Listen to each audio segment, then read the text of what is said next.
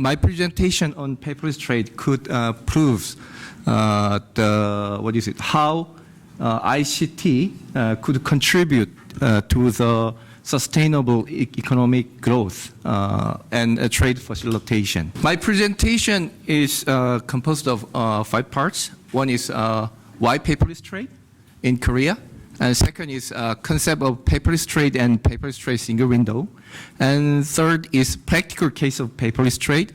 And 4 is our proposal how to cooperate on paperless trade cooperation for Romanian nationwide paperless trade platform. And the last one is knowledge share. As you see, this picture shows how poor country Korea was in 1950s. You know, from the Korean War in 1950s, Korea was ruined and nothing left. And Korea was ODA beneficiary country. But Korean government made trade facilitation as country development strategy for sustainable economic growth in Korea.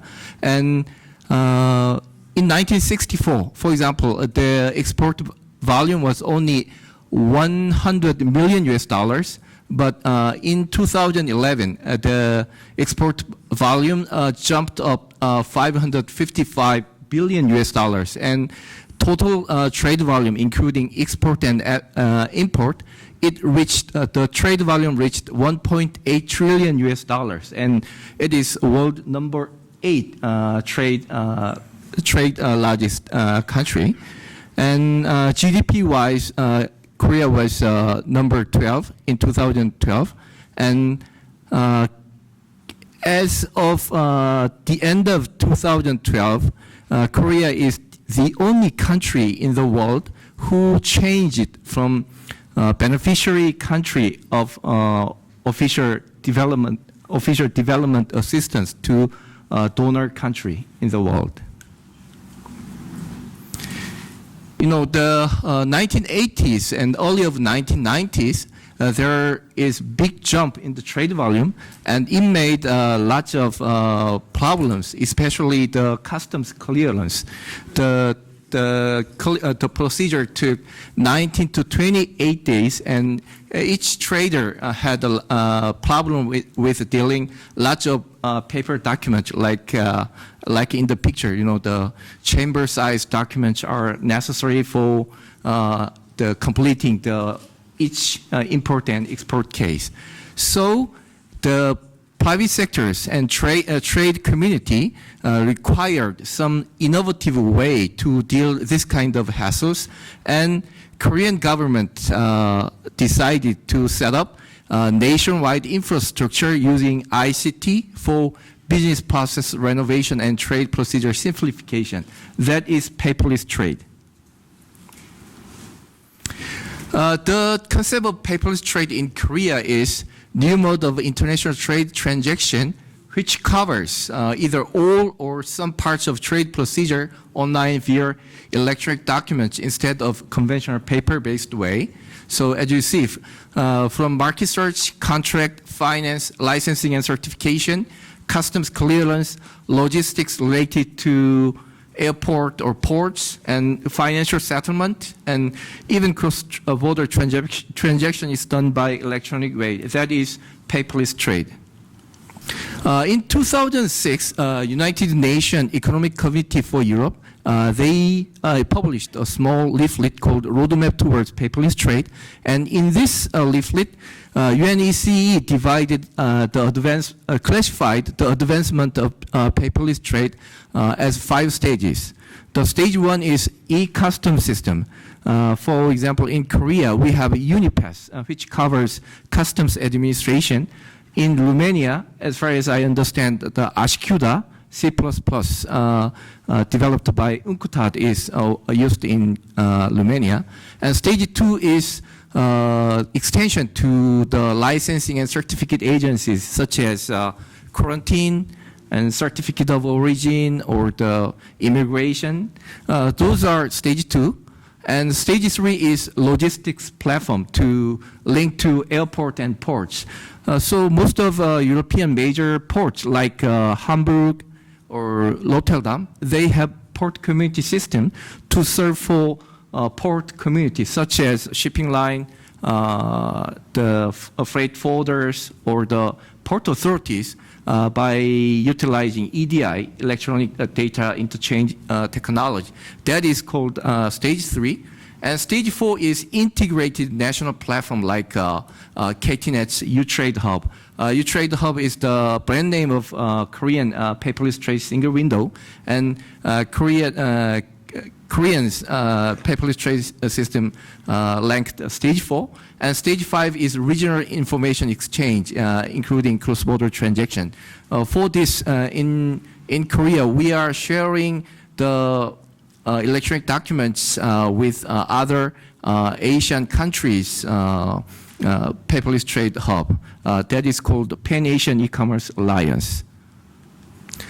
As you see, the Korean single window U-Trade Hub enables seamless paperless trade, supporting the whole cycle of trade process from B2B commerce, license and certification such as purchase order, invoice, packing list, certificate of origin, or certificates and license, to letter of credit, letter of guarantee, even presentation of original documents to bank, and customs clearance, and manifest, electronic bill of lading, cargo visibility, and airline passenger information, and advanced cargo information. Those things are done by KTNET's paperless trade platform.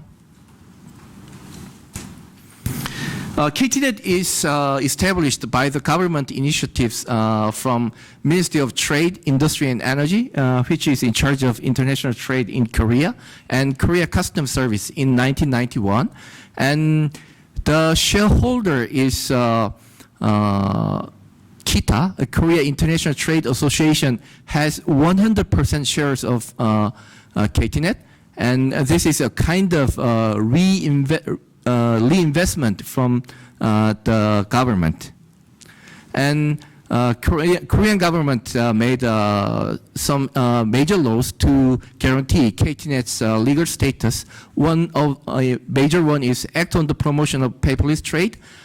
In 2006, by this law, KTNET is designated as National Paperless Trade Infrastructure Provider. And by Korean Customs Service, KTNET is designated as e-Customs Service Provider. Also, Ministry of Science and ICT and Future Planning, KTNET is designated as Certified Electronic Document Authority. And Ministry of Justice, they revised a Commercial Act. So even the electronic financial instruments such as a bill of lading could be circulated and circulated as valid as paper-based financial instruments. And KTNET is designated as electronic bill of lading title registry. This diagram shows the strong community of KTNET. We have more than 62,000 customers, including public sectors and private sectors. So almost all the trade community member in Korea is our customer, and we are serving 620 electronic documents, and that means we are covering 628 business process via this electronic documents, and the annual transaction of electronic data and documents reached 370 billion transactions as of the end of 2014. This shows what is the geographic location of KTNET. KTNET head office is located in the trade tower of World Trade Center complex in Seoul, and we built a new building since 2013, and that is located in Pangyo near Seoul. That is a Korean version of Silicon Valley. Right now I will show some numbers, how practically paperless trade used for Korean daily life. As I already told you, the total transaction reached 370 million transactions, and we are serving 628 kinds of electric documents. And by the business categories, logistics reached 61.4%, and trade finance and certificate and license, it reached 13.4%, and customs clearance 6%. In case of logistics, import cargo receipt notice or house airway bill or air freight cargo shipping request receipt notice is used. In customs, import declaration, export declaration is widely used for paperless trade. And trade finance and license and certificates, the tax bill and certificate of purchase confirmation on raw material for export goods are widely used for this category of business.